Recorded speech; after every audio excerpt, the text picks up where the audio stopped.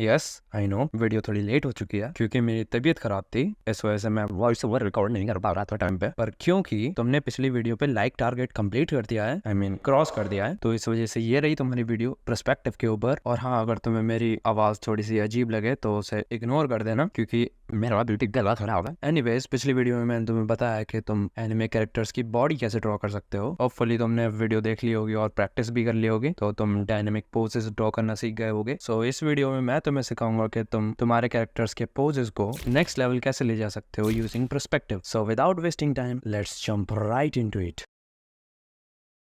Perspective. Okay, तो first of all perspective होता क्या है? अगर तुम किसी भी 3D ऑब्जेक्ट को उसके 2D स्पेस में दिखा पा रहे हो तो उसका पर्सपेक्टिव व्यू हो जाएगा। नहीं आया समझ में? चलो ड्रॉ करके समझते हैं। सो अभी के लिए मैं तुम्हें तुम्हारी पुरानी ज्योमेट्री वाली क्लासेस में ले जाने वाला हूँ। सो ये क्या है? ऑब्वियसली एक रेक्टेंगल है। अगर तुम्हें इसको 3D में ड्रॉ करना है तो तुम कैसे ड्रॉ करोगे? ऑब्वियसली तुम उसको एक 3D प्लेन में ड्रॉ करोगे एक्स वाई जेड एक्सिस के साथ। फिर ये तुम्हारा ऑब्जेक्ट 3D स्पेस में कुछ इस तरीके से दिखेगा, और यही सेम चीज तुम तुम्हारे कैरेक्टर के साथ भी कर सकते हो या फिर उसकी सराउंडिंग्स के साथ भी कर सकते हो। तो इसी चीज को हम पर्सपेक्टिव कहते हैं। तो इस वीडियो में मैं तुम्हें पर्सपेक्टिव उतना ही बताऊंगा जितना मुझे आता है, क्योंकि मैं ज्यादातर पर्सपेक्टिव यूज नहीं करता, कभी कभार यूज करता हूँ पर ज्यादातर नहीं करता क्योंकि वो थोड़ा कॉम्प्लिकेटेड होता है। वेल एनीवेज, अगर तुम्हें तुम्हारे कैरेक्टर को कुछ इस टाइप के कूल पोजेस में ड्रॉ करना है तो उसके लिए तुम्हें पहले सिंपल शेप्स को ड्रॉ करना आना चाहिए उनके 3D स्पेसेस में। सो पर्सपेक्टिव मेनली हमारे 3 टाइप्स का होता है, 3 4 5 आई मीन कई टाइप्स का होता है, बट तुम्हारे लिए 3 टाइप्स ही काफी हैं अभी के लिए। तीनों टाइप्स को हम एक एक करके समझेंगे। फर्स्ट आता है 1 पॉइंट पर्सपेक्टिव। सो इसके अंदर केवल एक पॉइंट होता है और वो एक पॉइंट को तुम वैनिशिंग पॉइंट कह सकते हो। सो वैनिशिंग पॉइंट की तरफ जाने वाली सारी लाइंस उसकी तरफ जाकर के कन्वर्ज हो जाती हैं। जितनी भी लाइंस तुम ड्रॉ करोगे वो सारी लाइंस तुम्हारे वैनिशिंग पॉइंट पर जाकर के मिलती है, कुछ इस टाइप से। अभी के लिए तुम एक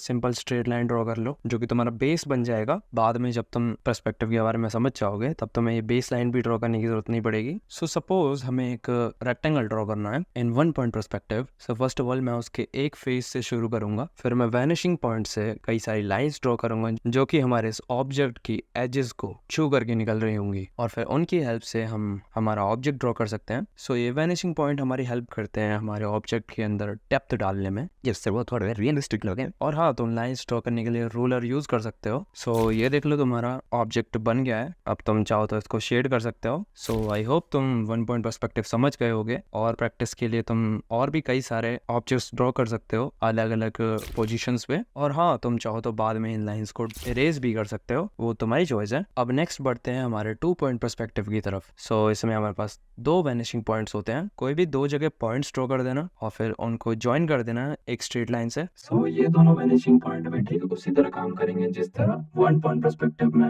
वैनिशिंग पॉइंट में किया था। जो भी लाइंस इनकी तरफ जाएंगी वो इनकी तरफ कन्वर्ज हो जाएंगी। 1 पॉइंट पर्सपेक्टिव का यूज मोस्टली हम सिंपल सिनेरियोज में करते हैं, और 2 point perspective mostly depth add करने के लिए यूज किया जाता है। सो जिस तरीके से मैं लाइंस खींच करके ये बॉक्स जैसा कुछ ड्रॉ करने की कोशिश कर रहा हूँ, वैसे ही तुम भी ड्रॉ करने की कोशिश करो, तभी तुम्हें समझ में आएगा। जहाँ जहाँ पे तुम्हारी लाइंस इंटरसेक्ट कर रही हैं वहाँ पे तुम्हारे ऑब्जेक्ट की एजेस ड्रॉ करनी होंगी तुम्हें। सो देख लो तुम्हारा ऑब्जेक्ट कुछ ऐसा दिख रहा है। अभी हम थोड़ी सी और प्रैक्टिस करते हैं, एक और रेक्टेंगल बनाने की कोशिश करते हैं पर एक डिफरेंट पोजीशन पे। और हाँ, एक चीज मैं तुम्हें बताना भूल गया, ये टॉपिक मेरे केवल ऐसा बोलने से तुम्हें समझ नहीं आएगा। तुम्हें इसको प्रैक्टिस करना होगा, तभी तुम्हें चीज़ें विजुअलाइज होने लग जाएंगी कि कैसे क्या करना होता है। और मैं शेप्स तुमसे इसीलिए ड्रॉ करवा रहा हूँ क्योंकि शेप्स बॉडी ड्रॉ करने से ज़्यादा ईजी है इन पर्सपेक्टिव पोजीशंस पे। सो अगर तुम शुरू में ही बॉडी ड्रॉ करने लग जाओगे तो वो तुमसे ड्रॉ नहीं होने वाली है। सो इट्स वे बेटर कि तुम छोटी चीज़ों से प्रैक्टिस करना शुरू करो। सो नेक्स्ट आता है 3 पॉइंट पर्सपेक्टिव। ये हमारे 2 पॉइंट पर्सपेक्टिव जैसा ही है, बस इसमें एक वैनिशिंग पॉइंट एक्स्ट्रा आ जाता है जिसको तुम कहीं भी ड्रॉ कर सकते हो। मैं फिलहाल के लिए नीचे ड्रॉ करके बता देता हूँ। सो फर्स्ट मैं क्या करूँगा, मैं इन तीनों वैनिशिंग पॉइंट्स को ज्वाइन करूंगा और फिर हम हमारे ऑब्जेक्ट को ड्रॉ करना शुरू करेंगे। सो मैं ये लाइन ड्रॉ करने से स्टार्ट कर रहा हूँ, फिर हम पर्सपेक्टिव लाइंस ड्रॉ करेंगे फ्रॉम द वैनिशिंग पॉइंट्स, और जैसे जैसे वो मीट करती जाएंगी, मतलब जैसे जैसे वो आपस में इंटरसेक्ट करती जाएंगी, वहाँ पे हमारे ऑब्जेक्ट की एजेस बन जाएंगी। और हाँ, ये नीचे भी एक वैनिशिंग पॉइंट है, इसे मत भूलना। इससे भी सेम तुम्हें कन्वर्ज होती चलती हुई लाइन्स ही ड्रॉ करनी है। और अब तुम तुम्हारे ऑब्जेक्ट की साइड्स ड्रॉ कर सकते हो, और ऊपर वाले फेस के लिए तुम देख सकते हो कहाँ पे लाइन्स तुम्हारी इंटरसेक्ट करती हैं, वहीं पे तुम उसका ऊपर वाला फेस ड्रॉ कर देना। सो शेड करने के बाद तुम देख सकते हो ये कुछ ऐसा दिख रहा है। सो इसे देख कर तुम समझ ही गए होगे, इसको मोस्टली हम एक्सट्रीम एंगल्स के लिए यूज करते हैं। जैसे कि तुमने